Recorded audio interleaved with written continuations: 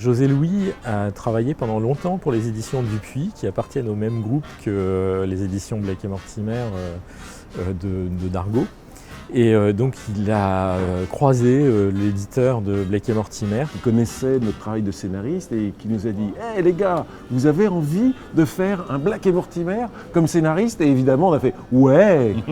Et donc José Louis a accepté et a recruté son camarade de toujours, Jean-Luc Fromental. Et contrairement à ce qu'on avait entendu dire et au fait que c'était une série difficile, qui était très contrôlée, etc. La grande découverte, c'est que ça a été très simple. Notre accord avec les éditeurs s'est fait remarquablement et qu'en fait, il n'y a pas eu de difficulté particulière sur ce travail. On est rentré immédiatement dans l'univers qu'on connaît depuis qu'on est enfant de Blake et Mortimer.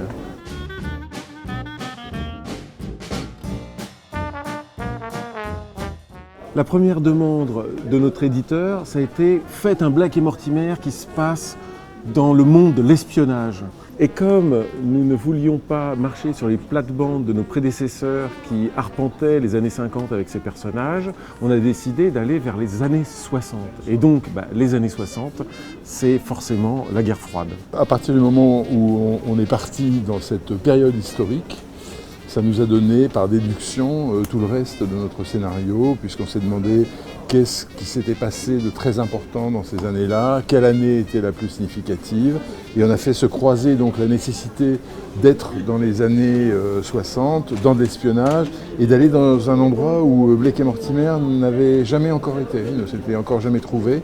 Et donc ça nous a donné Berlin et à partir de là tout le reste de l'écheveau s'est déroulé normalement. Puisque Berlin est l'épicentre évidemment de la guerre froide avec son fameux rideau de fer.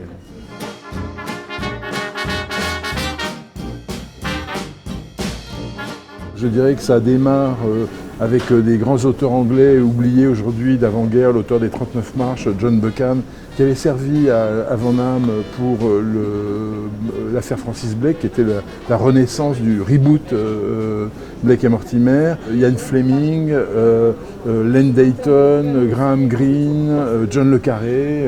Donc on avait un énorme corpus de romans d'espionnage duquel s'inspirer, et évidemment le cinéma qui va avec. Ils m'ont orienté en fait pour faire les recherches de documentation pour alimenter mes dessins vers des films, notamment Mes funérailles à Berlin, qui est une aventure de Harry Palmer, qui était un héros de la littérature policière des années 60 en fait, un peu dans l'esprit de Fleming si vous voulez.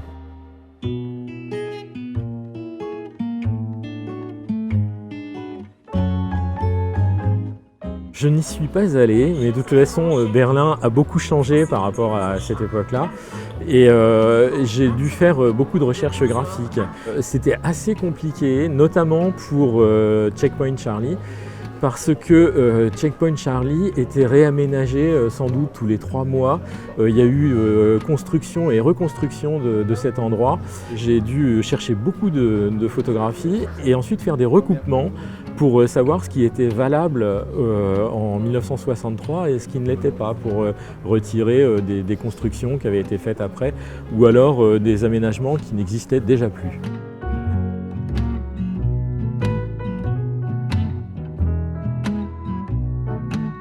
Je ne suis pas très habile pour faire des caricatures de personnages réels.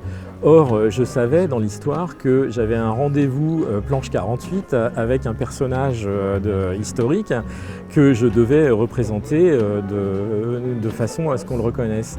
Et donc j'ai décidé, dès le début de l'album, quand j'ai commencé à dessiner, de dessiner en fait la plupart des personnages d'après des photographies d'acteurs ou de personnages connus, quoi.